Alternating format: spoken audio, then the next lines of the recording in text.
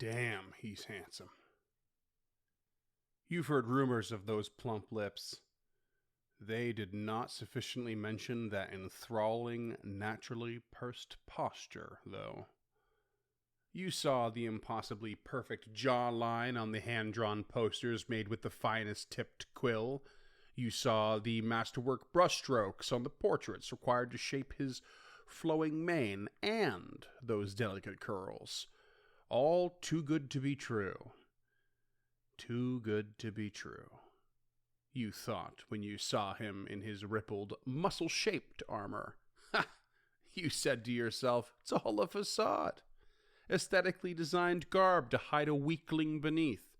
A wigmaker's best work used to distract from cragged, alchemically treated lips. You were tasked to hunt down the most beautiful man to ever exist, and when you glimpsed him amid your surprise charge, you saw nothing special in that sudden flash. But then, he fought back.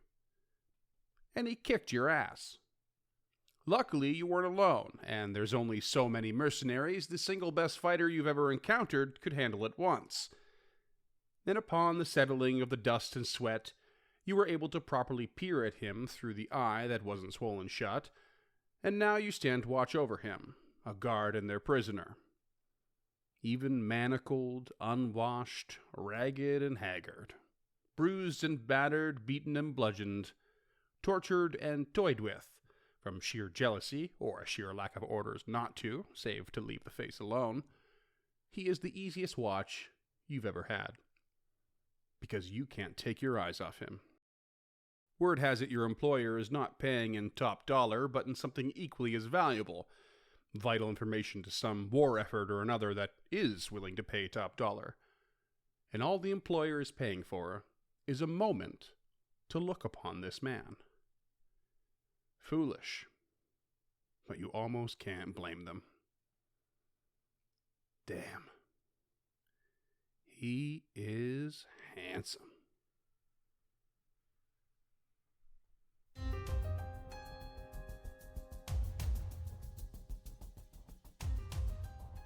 Hey there, creatures, and welcome to Encounter This, a podcast exploration of the creatures from Pathfinder 2nd Edition and the lore that surrounds them.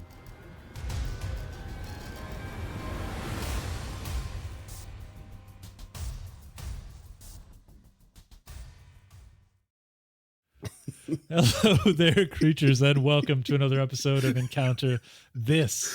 I am your host, James, cannot be copied, and never been more true than it is today. With me, as always, Freeman, a mere reflection, Iced-tin. This should probably be reversed today.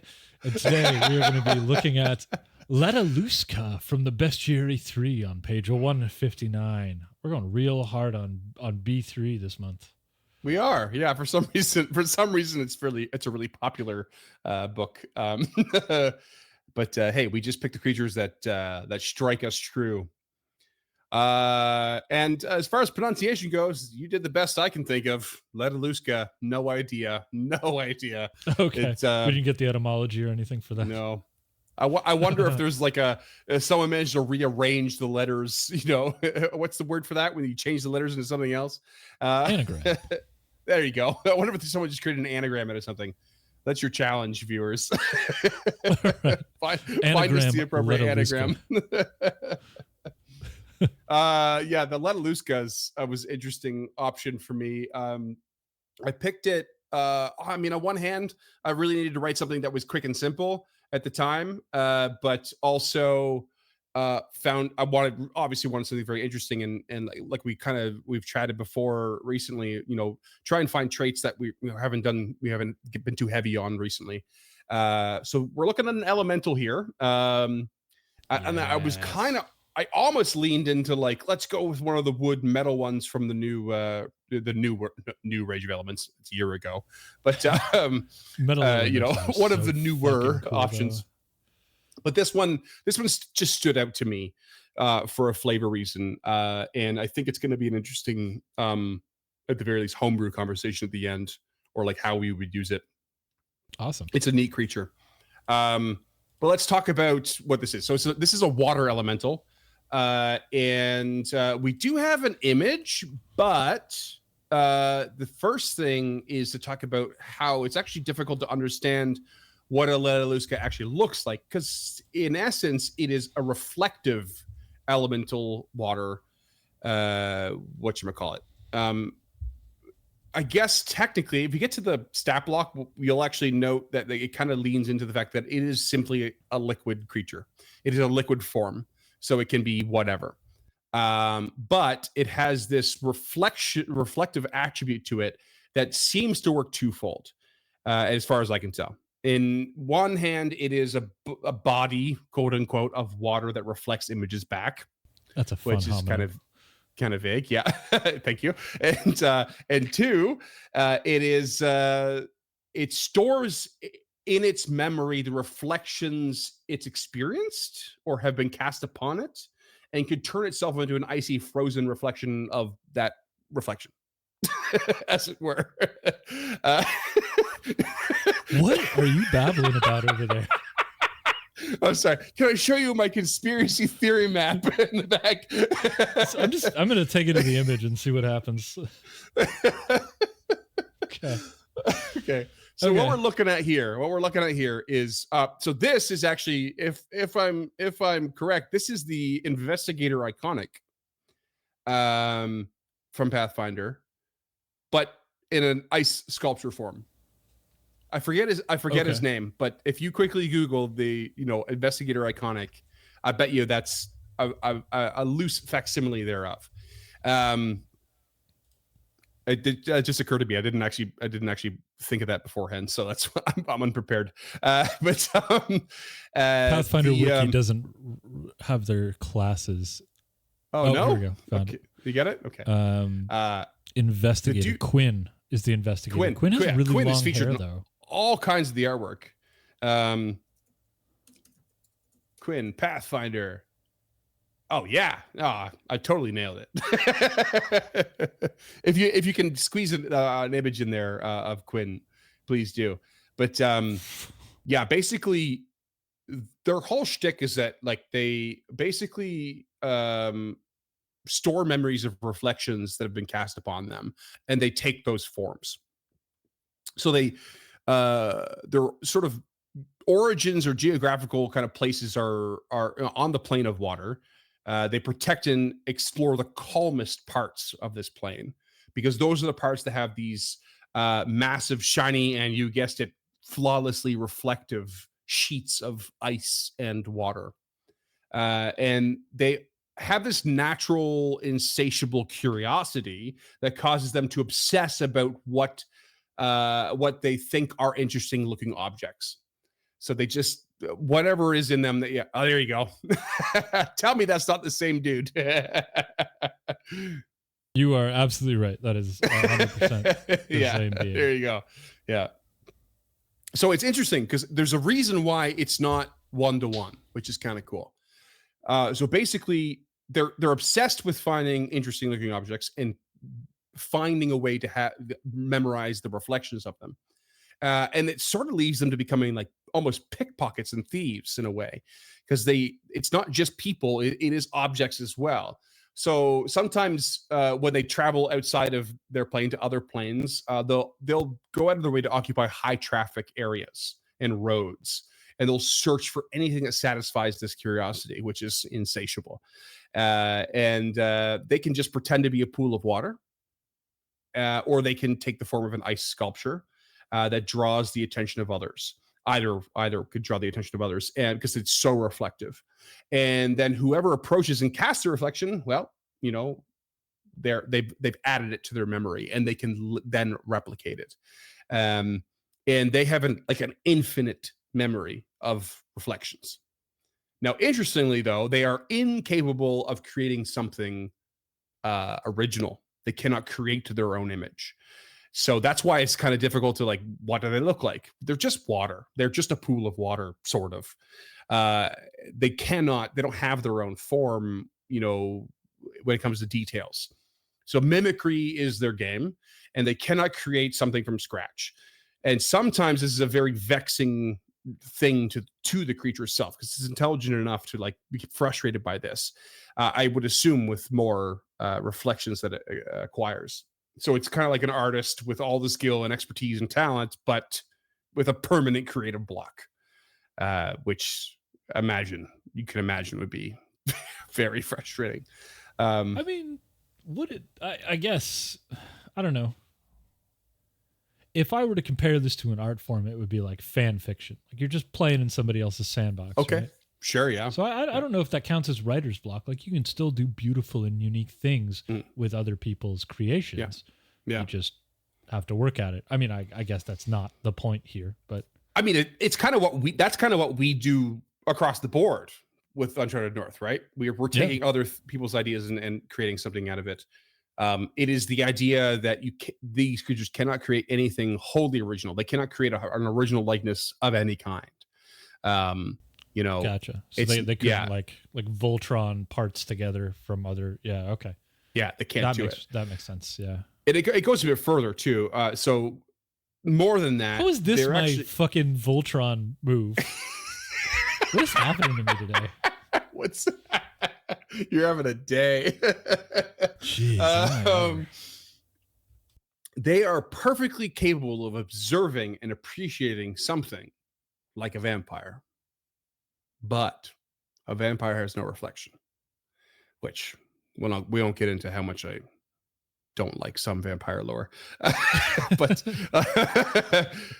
the fact of the matter is vampires don't have a reflection in Pathfinder and many other folklores and stuff.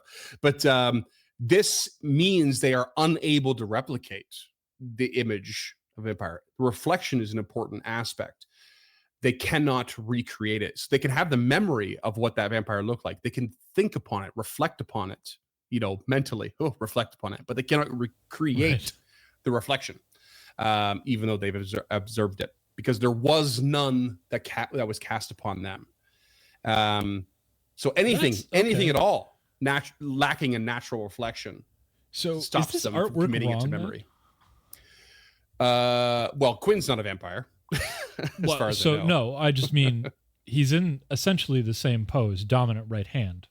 Yeah. Wouldn't a reflection be the other way around? Oh, well, it's not reflection so much as I know what you're saying. It's not like a switch it around, left to right kind of thing. It's more about the replication at the end of the day. Okay. But if it cannot be reflected upon the surface of this elemental, it cannot replicate the image. And since they basically are capable of, like I said, capable of memorizing an unlimited number of images, they find it very confusing to remember one, but are unable to replicate it. And it's a sort of thing that sticks into the back of their mind, like a splinter in a finger kind of thing. They just can't. It's always kind of cumbersome and bothersome for them to know that they've seen it. It should have reflected, but didn't, so they can't replicate. So they have this really kind of constant, like this crazy curiosity and this want and this ability to have so many things committed to memory. But there's like a couple of those things that are niggling at their minds at all times. Furthermore, there's a sidebar here that says that the basically the Ledalusca, it wants to study the details of reflection they've memorized, but it must bring it forth or take its form to study it again. It's a bit of a vague sentence, the start of that, but from what I've gathered, it's kind of like, it takes the form, but it's never like super perfect. And the finer details take some effort. And we'll actually see that reflected in the mechanics of all things. And upon that, they actually cannot store the reflection of reflections. So the reason I use the word reflection for when they take on the image instead of replication is because of this sentence. And it's that if another Ledalusca creates the image, the second Ledalusca cannot memorize it from the first one. They cannot share them. They have to be committed memories from a proper physical reflection. Right. So I don't know if you said it on air, but use the term facsimile, and I think that's more than appropriate for this, if not outright definable by something like this. Yeah. That's awesome. Definitely didn't come up that word, but I think it's appropriate as well. I agree. Yeah. So for our younger listeners, a facsimile is what fax machines are. They take a thing and reproduce it real poorly on some other side. And if you've ever tried to photocopy or fax a fax or a photocopy, it goes south real fast. Yeah. But ultimately, when it goes the one-way direction, it's not great, but it gets the point across is the idea. Yeah. It's enough to know what's happening. So a facsimile is a shoddy reproduction. Or an attempted reproduction is probably more accurate. It just often ends up being shoddy. Yeah. So despite the fact that they actually can't like copy a reflection of a reflection from another Ledalusca, they do enjoy showing them off to each other.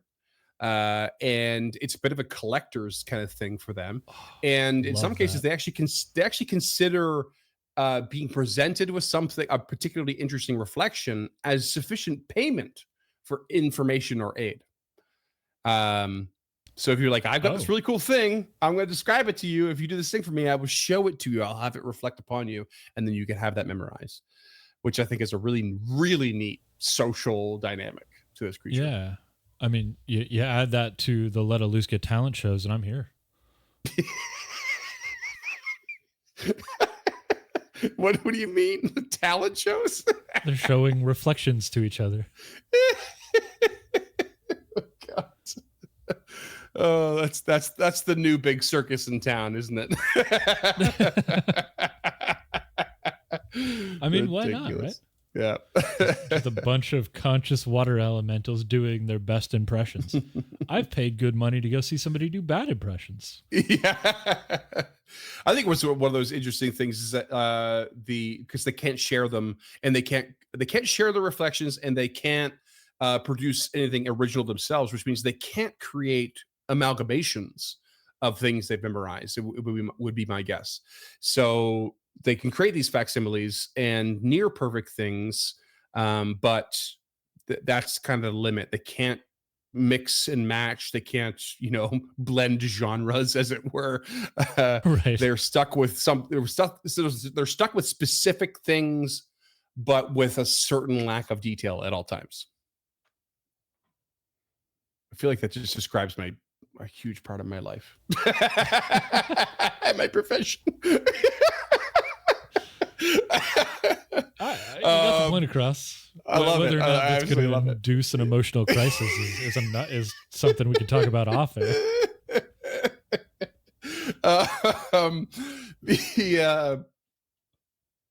There's not really much in the way of mythology and myth lore and folkology. I was literally going to say myth lore and folkology. We're both having a day. Sorry, listeners. We're having a day. But I do have a couple quick points. You can put the splash screen up if you want, but not really. Basically, I mean, mirrors and reflections, they show up in a lot of various bits and pieces.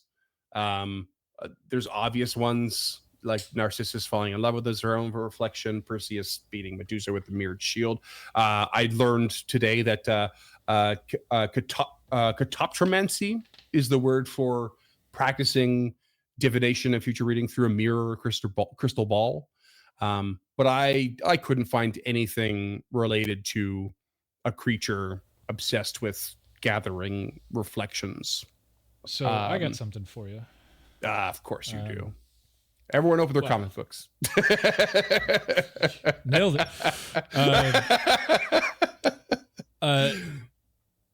So that catopromancy, is that kind of like the Snow White, like divination through the mirror on the wall, that kind of thing? Is that Snow White, or is that Sleeping Beauty? That's, I don't remember which one that is. You said that. Well, one of those. I think it's Sleeping Beauty. No. Yeah. No, I don't know. I have no idea. Call in. Lines are open. I think probably the most apt comparison to this creature would be the Marvel Comics villain, Taskmaster. Oh, okay. So I don't know if you're familiar with Taskmaster. They recently made an impossibly mediocre cameo in the Black Widow movie, which was excellent. One of my favorite Marvel movies.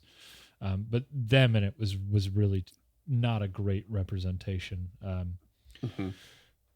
But them as a character, what they do is they watch other superheroes, and then by watching, they absorb all of their moves so they can counteract their entire move set.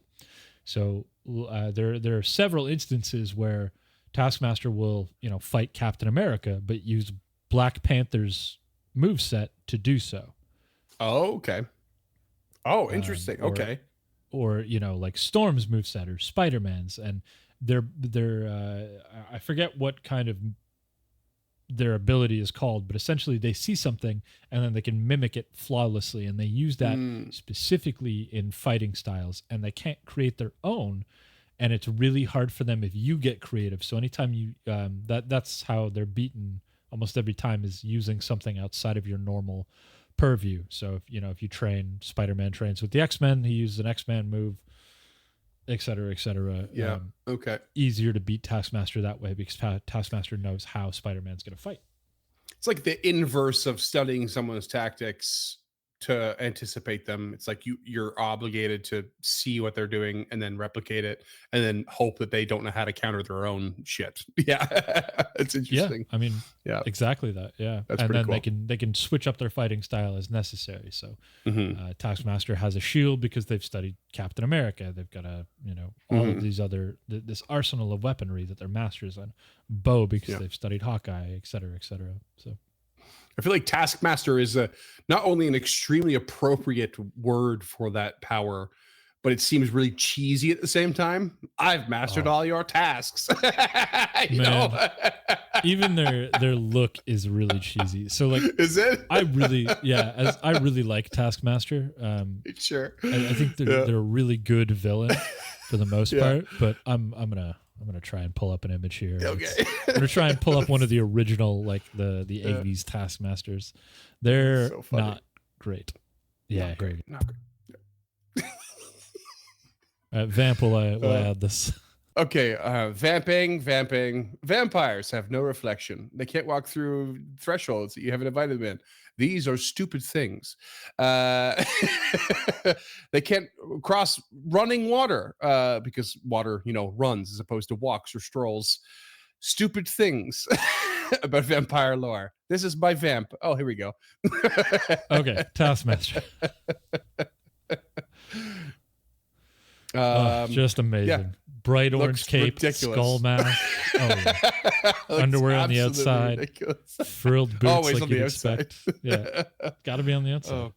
That's how you keep everything together.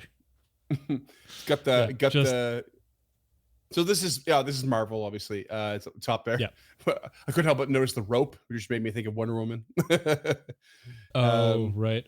I actually don't know who that's for, but the sword is Swordmaster, the bow is Hawkeye, the shield is Captain America, and I don't know who the rope is the face Doctor Doom. No, the face is actually a really interesting skull. Like it's a skull mask. I also don't think their identity's known, which is really interesting because there's not many characters in Marvel whose secret identity hasn't been revealed over the years. But it's like one of those ones that's always, or mostly always, been kept a secret. That's cool. Yeah, kind of. At least as far as I read, maybe with the early aughts that's changed, or some deeper Avengers lore that I don't have. But this character makes an appearance in almost all media. It's in almost every cartoon. It's in all the comic books. It's they're in the Black Widow movie, and they are going to be in the upcoming Thunderbolts movie, if I'm not mistaken. Cool. Yeah. Interesting. Well, thanks for filling the episode. We ain't far in. It feels like we should be a lot farther. Doesn't it, though? Let's talk about mechanics then, shall we? Here we go. Disappointingly, this is a low-level creature, but I maybe I have some ideas I'll come up with along the way. I have an idea concept, I guess. But this is a level 2 creature. I guess it is fitting for something you might encounter along like the a high traffic road or some such. Good early intro creature maybe. I mean, it's superpowers that makes ice sculptures, which are notoriously fragile. So CR2 fits. Yeah. Well, it makes an what looks like an ice sculpture, not an ice sculpture. That doesn't affect the fragility as far as I can tell. But, yeah. Well, you go and attack it, and it's going to have a different effect, right? right. So level 2 creature, AC 17, HP of 40, medium in size. Keep it into the kind of the humanoid look. Traits are cold, water, and elemental. No surprises there. Arcana and nature rolling in there is the appropriate DCs for DC 16 and then the reductions thereof. It does have a land speed of 25 and a swim speed of 30. So should it be in water, it's going to move around pretty quick. Language is Thalassic, used to be Aquan, so that's the new water elemental language, and has dark vision because why not? Strength of 4, dex of 3, con of 2, 0 int, 2 wisdom, 1 charisma. It's got a little boost here to acrobatics with a 7, athletics with an 8, deception with a 5, stealth with a 9, and thievery with a 7, which are all fairly befitting. It's dexterous and strong, and it's trying to pick your pockets, because it wants to find things. Works for me. So fortitude. Can we just take is a moment 8. to talk about how good of a change from Aquan to Thalassic is? Thalassic is for real. Thalassic's so perfect. much better. Yeah. It's so for good. those uninitiated in ancient Greek, it means pertaining to or of the sea. If you have a fear of the open water, it is thalassophobia. Yeah. And we should all have this fear because the water is terrifying, especially the open water. It cares nothing for you. Talking to me, who's going to go get blitzed and watch Blue Planet after this, I'm sure. I'm okay with it at a distance, or let someone else do the legwork. As it were. Open ocean is scary. I get that. I get it. I'm a terrible swimmer. That's my problem. I don't think swimming is going to be your problem if you find yourself in the open ocean. You got big fish to fry there, bud. Here I am in the middle of the ocean trying to fry fish. My priorities are all wrong. That being said, listeners, if you are ever stranded in the open ocean, don't swim. Fucking just tread. Just exist. Tread. Conserve your energy. Do not try to reach land. You almost certainly will not. You won't do it. Fortitude of 8. Not safety advice. Reflex 9. Will of 6. It does have weakness to fire 5. And it is immune to cold, paralyzed, poison, and sleep. Right, yeah, I know. Nice. I see you raising your eyebrow there. I hate that ice is weak to fire. It makes me real. Just hurts my brain some days. Yep. No, so now, if it was just a water elemental, it only had the water trait and it had weakness to fire, I would have some objections. But it is a cold trait that is attached to it as well. And I think that's an important factor. And it plays into what we're going to cover next a little bit. So whether or not you think it should be a weakness is debatable, but it does have a little extra here. I'm actually fine with it. In my mind, normally this would be 10, but since it's got the water and cold trait, they've knocked it down to 5. So I'm actually pretty cool with that. Yeah, well, actually the 5 is more indicative of its level than those traits. You don't get 10 until a bit higher level. You don't get 15 until a bit higher, because remember the horizontal progression, right? Your resistances and your weaknesses will progress at the same rate, and it's kind of a level range in which they do. I always forget how tight this math is. Yeah. She tight. So the reflection. So let's talk about a passive. It's called Recall Reflection. We expect it's you can recall and replay any reflection cast upon its surface.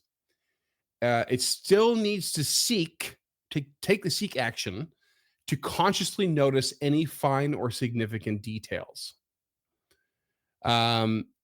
This, I was a little bit confused at first as why they worded it this way, and I realized it's not because it's about finding the details of the reflections so they can reflect it with perfection.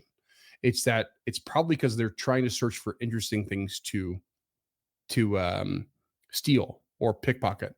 Yeah. So this little bit of a mechanic is where it implies that they don't perfectly mimic everything with the finest of detail, because the finest of detail is still lost upon them unless they seek it out. So whatever details you see on this picture we're seeing now, like the dangling chains and the little patterns on the clothing, were probably the result of looking a little bit closer. But otherwise, they're not one-to-one, right? So it's kind of an interesting take, and I think, and ultimately, I feel like the artist did an incredible job to reflect said mechanic, as it were. Yeah, definitely missing some details, like some nuance, but yeah, really, really good reproduction. Really cool. Yeah. They have a melee attack called Wave, which very much implies that it's in a liquid form. Wave with a +10 to hit, 1d6 +4 bludgeoning, plus push 5 feet, which is a reasonably new addition to the creature ability list, which is basically a shove, but like, creatures have their own list compared to the PCs. So they can wave attack in melee, bit of bludgeoning, bit of a pushback away. They also have a ranged attack called Ice Shard. So +9 to hit, has the deadly D6 trait, and from 20 feet. So it's a thrown attack, not just simply a ranged attack. Shorter range, 1d6 +4 piercing, plus 1d4 cold, where it matters. That's pretty good. Yeah, it's all right. It's pretty all right for level 2. It's not no slouch. Yeah. It's got a single action called Freeze Shell. This is where it really gets kind of important. It's got the Cold and Manipulate trait, which is very important for any of your low level parties with a fighter. Reactive Strike, my friends.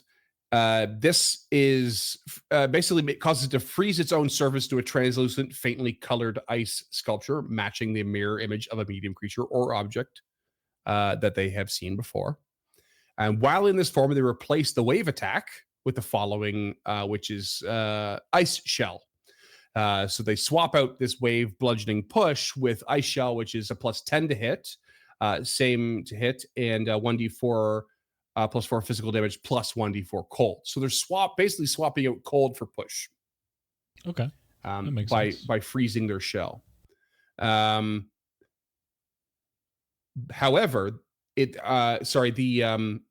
I think I might have said it wrong here, but the ice shell damage is it's not 1d6 specific damage, it's physical damage. So it depends on the image they took on. So if they take on the image of someone with a rapier, it's doing piercing damage. If they took on the image of, I don't know, a chest of drawers, and they decide to punch the drawer out to hit somebody, that it's bludgeoning, but it's always a physical damage. But they can take whatever the form is. You have to kind of decide which physical damage it is, but it's adding cold on top of it. They can use the same one action to revert back to a liquid form as well. I just keep picturing, I don't know why this came to me so viscerally, but I just keep picturing like this, like a ye old English rube just like dragging his armoire to a puddle so it can see it. A tricorn hat and a ponytail. Ever seen anything like this?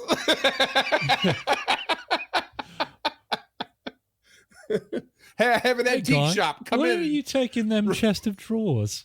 Oh, I'm taking it over to the puddle. It knows where its gold is. You've lost your mind. Oh, I love it. Love that. There's a part of me that I was totally thinking about like Beauty and the Beast and all of the animated objects in the whole castle. Oh, shit. Also has a single action called Hold Still with the Concentrate trait. Until the next time it acts, the Ledalusca appears as to be either an ice sculpture or a pool of still water. Automatic result of 28 deception on checks and DCs to pass this in whatever capacity it needs to. So That's very pretty good. high for a Yeah. low level creature, which is pretty stock standard for creatures of the, that kind of hinge on, faking it, usually for the purposes of surprise. I And wonder then if Bobby Drake ever did that. Mid fight with Magneto, just stops on a dinner table. I'm just part of the event that you're crashing. That's good. It's got one reaction, which is called shell block. So the requirements is that it does have to have used free shell already, so its shell is frozen. And the trigger for the reaction is that it has taken physical damage. It basically angles itself to absorb the blow, and it gains resistance 5 to the damage. If it takes bludgeoning or fire damage after applying the resistance from this reaction, the frozen shell shatters until they form a new one, which is a nice little point of detail. And the way this is worded, it took me a sec, and it's especially for new GMs, it's probably important to note that the order operations on when resistance comes in and how things affect it after is like something you really have to understand and remind yourself of. So the way this is worded, what it is that, let's say it's in its shell form and you swing a warhammer at it and it uses the reaction to reduce the damage you deal by 5. The warhammer is doing bludgeoning damage. If you deal 5 bludgeoning damage, it's resisted the whole thing.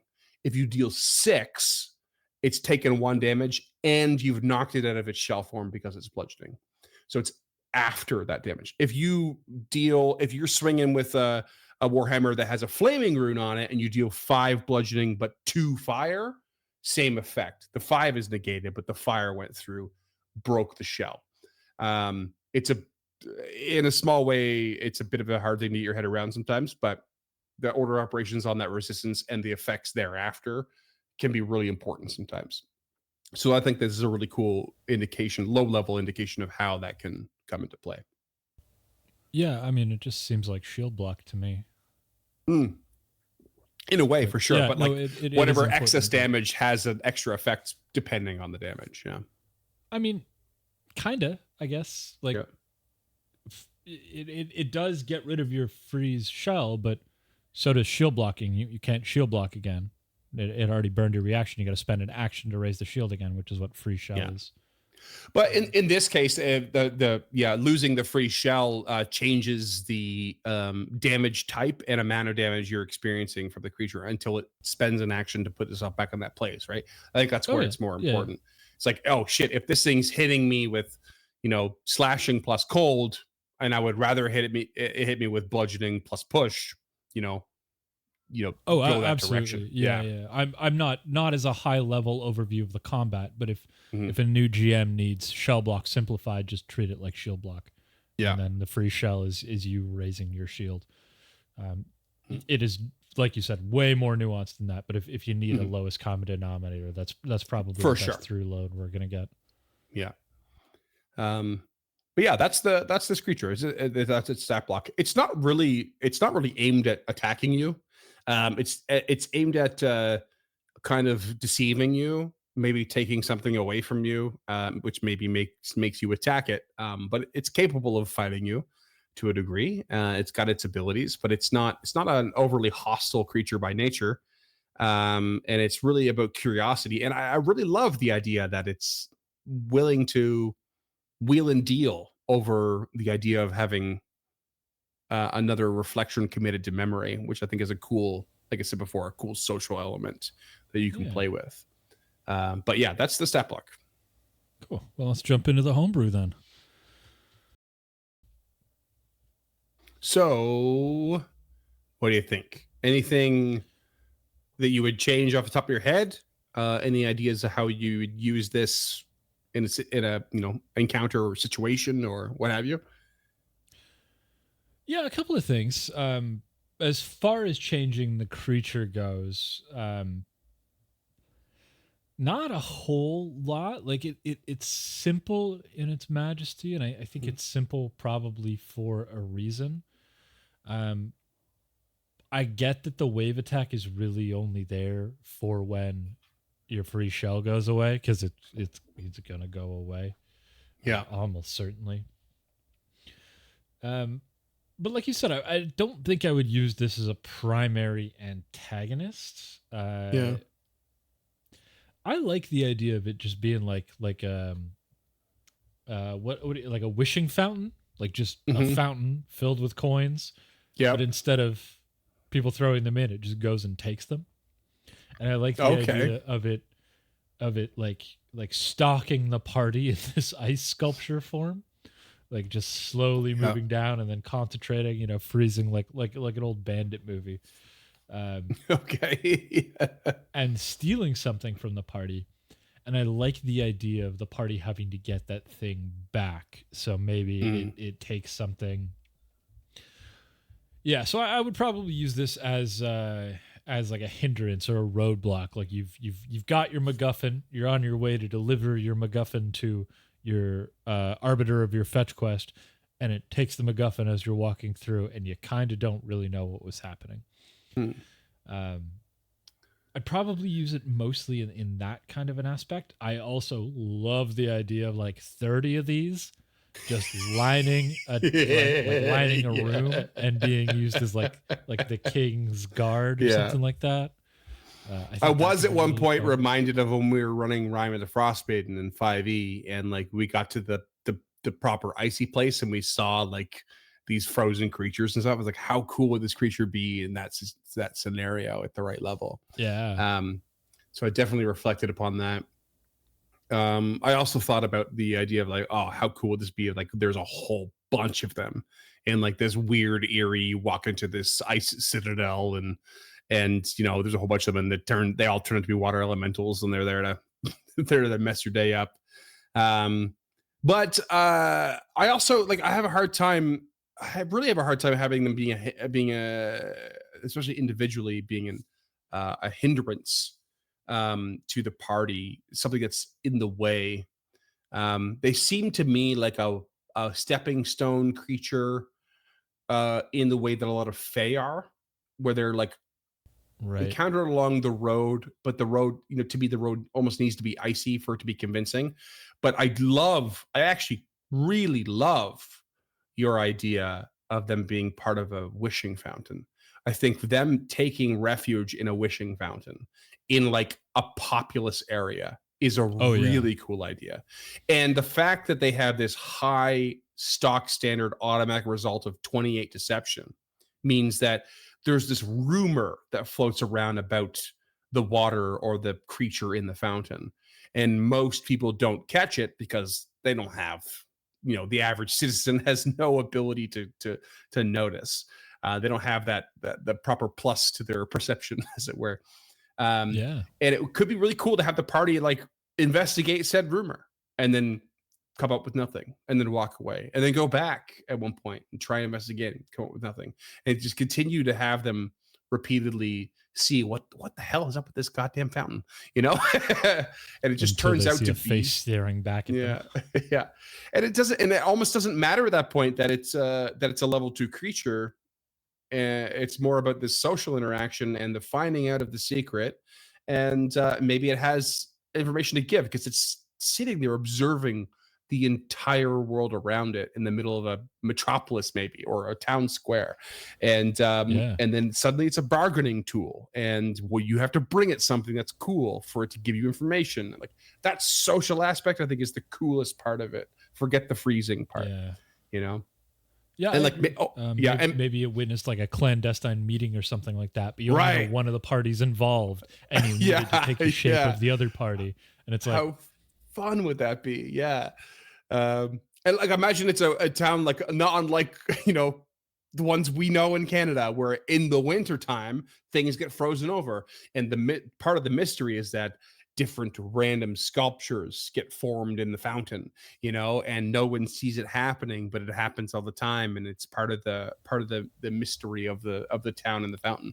Maybe and it's a small town, and that's the town's claim to fame, is these ever-changing ice sculptures that look like people who passed through or some shit. Exactly. Yeah. How awesome would that be?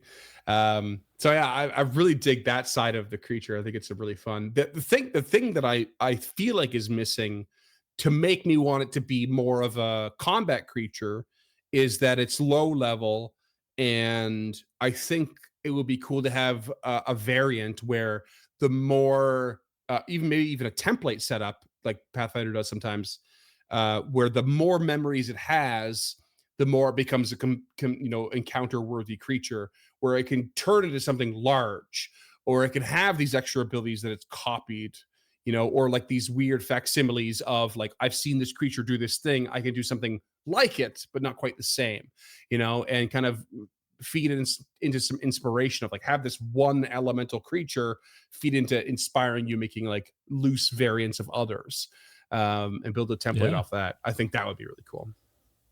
Yeah, I agree. I mean, if you want to keep it simple, just give it hydraulic maneuvers, and I think you'll be okay. I know it's a 13th level feat, but not go to town. Not super worried about it being a 13th level feat. It essentially just allows it to, athletics, disarm, trip, or shove from 15 feet with water. Yeah, you just cool. cut the feet there, and you're fine. It's easily attached to a higher level creature. Yeah. Yeah, exactly. And you can just pull inspiration from like popular culture. Look at the Avatar: The Last Airbender for some water moves. Maybe it unfreezes its arms and it does the waterbender octopus. See, that's cool. Yeah. Yeah, or maybe it does the Iceman glide, where it freezes the ground and it somehow it keeps its momentum going through the ice, and that's how it moves, and it moves faster, and it gets like a shoulder check move, so it freezes the ground and slides into you like Sub-Zero. I love that, because I mean, I really take that taskmaster route almost, in creating more variants for this creature. Give it a higher level, add some abilities, but have them very, very specifically copied in not one-to-one ways, and play with that. If you were to do this at a higher level and like this was a recurring creature, you just take one of the PC's character sheets. I mean, especially if it had like a long ability to like observe them. By all means. Like, it's a common trope to have it like, oh, you have to face the shadow of yourself and it's doing all the same things you do. It's so tropey. It's fun and it's dramatic, but like, why not this strange water elemental observer that really just wants that weird thing in your pocket? And that's motivation. It's like Fey trickster-esque, and I love that. I like the idea that it's not malicious. It's more like childish than anything. It just wants to satisfy its curiosity, and it's happy to exchange, and maybe it'll go at strangely hostile lengths to do it, but because it's not really, doesn't really care about you. Well, at a higher level, if you're a GM and you ever wanted to play a character, just do it this way. Oh, I want to play an alchemist. Well, all of his bombs do water damage. Done. Sure. It's just to fake these bombs. Or like I feel like learning how to play a sorcerer. Okay, but it's all water and ice now. Like it like summons a water bludgeoning version of like black tentacles or something, that occult spell, or like an ice pick for a spiritual weapon or something. So I think there's a lot of room to play with it and give it more options. So it's a cool little inspirational creature. I think as is, I don't really think I'd use it as is, other than the fountain thing. The fountain thing, I think I think is really cool. And I'm so glad you mentioned it, because that definitely didn't occur to me, that sort of setting. But like the idea of it being in a cultural center, like as a permanent showpiece almost, that's hiding, like I think it's so cool. Well, yeah, it was you who actually put that image in my mind when you said fountain right off the top, and I don't know if that was your intention, but I've just been picturing Certainly people throwing wasn't, no. change Yeah. and Yeah. just sitting there because it would get Yeah. to absorb all these people. It would get to see life, which is kind of Yeah. seems like its only ambition is to learn. That's its bag. Yeah. Absolutely. Yeah. So I think it's a really neat creature. I think it's a cool idea. I think it borrows with. I really think the cleverness of this creature is that it borrows a lot without properly reflecting it. Yeah. There's something really cool about that. It's very meta in a way. This could also be a quest giver too, right? Like if we flip the absolutely. script, like this ice sculpture approaches you slowly in the street to tell you that a child's been kidnapped or something. Yeah. And it'll show you what the child looks like. It Right. just needs your watch. just needs your watch, or it needs you to bring something that it's heard about that sounds really cool, and it wants to see this reflection. So it's like, I will show you the needs information a portrait you need of the king, so it can make a bad 2D image. It's just this flat. Yeah. This flat. Why not? Oh, I want to it's know so who good. the king is, and you show up with a portrait, and it can only produce images in 2 dimensions. I've heard about this king fella. Please show me his image. The basic scratchings in the local newspaper aren't enough. I need something more elaborate. Yeah, it's something better than a Yeah. couple of copper pieces flicked into a fountain.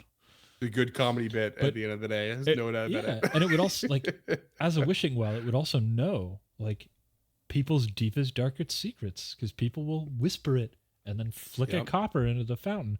Be like, okay, Mhm. well, I know how to help these people because turns out all they want is a vaccine for polio. Okay, Yeah. go get it. That's just it. It's like, I think it's probably one of the coolest things is that it's not, it's all about the reflections and how it can replicate them and whatnot, but it doesn't mean the creature's not listening, Yeah. Really, it doesn't mean it's not listening. It doesn't mean it's not watching, which is a neat concept to play with. Yeah, for sure. Mm. Speaking of poor reflections, I'm sure all of the listeners have seen this before, but if you want to help us make these shows, you can find us at patreon.com/unchartednorth. $5 a month will get you a handwritten letter. $10 will get me to stop doing what I just did, as well as your ability to suggest a creature from any system you want. You can do this one. We've had some from 13th Age, just whatever you're feeling. Maybe there's a water elemental in Starfinder you want us to cover or something. If you like our logos, our little critty boy down there, the UN compass, or any of our Patreon tiers, all that art is available for sale in various different forms at unchartednorth.com/shop. No matter what platform you're on, our socials are down in the below if you want to check out our Instagram or our Twitter.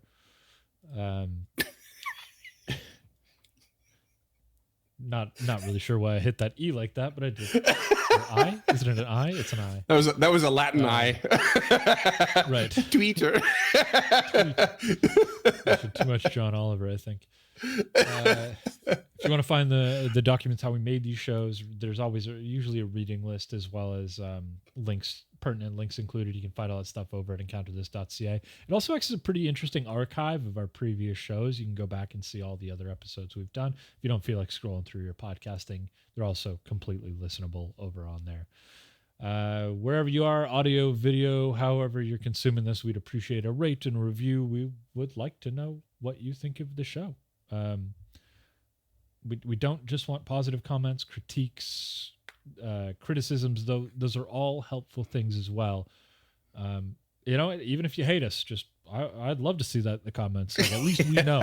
I'm not going to bed wondering if Gary from Alabama still hates me. I know that Gary in Alabama still hates me. That would help. We're just Also, happy if you that have a Gary listener gave us called attention Gary at from all. Alabama, throw us an email. We'll give you a free creature. info@encounterthis.ca. The most important thing you can do for us and any other show you consume is to tell a friend. Word of mouth is so impossibly helpful when it comes to stuff like this, and we outright refuse to put ads on it. So the more people you tell, the more Patreon, the better it gets. When we got up to episode 100, we got to start doing video. This wasn't something that was available to us when we first started, because we didn't have the time, the money, or the know-how to do it. But we got there because this was one of the things our audience has requested. They want to see the images as we're talking about them. They want to see, if you looked up the dictionary definition for podcast, they want to see that, which is, obviously two white guys with beards talking about shit. Obviously that. But, the Voltron hand things and the images, I think they all make up for it. So we appreciate you having you around, and we appreciate anybody. I hope the amount of faces I make while you're rambling on this part of the episode. I assume you're not looking at my camera when this happens. Not, but I'm dying when I go back and edit, because I have to find that outro timestamp, and then I just watch you do shit for like I'm not listening to the audio either. It's just you making faces and hand gestures. I just take it as my opportunity to really fill that video content. Yeah, I appreciate that. Yeah. One of us is a showman, the other one is a face for radio. We'll let you figure out who's who, but when you do, pop in to our Discord at unchartednorth.com/Discord and let us know, because I don't think we know either. Thank you so much, listeners, and we'll see you again in 2 weeks with whatever happens next. Remember, fake it till you make it. Just like what was it called? Ledalusca. Ledalusca. Ice is nice. Tell your friends.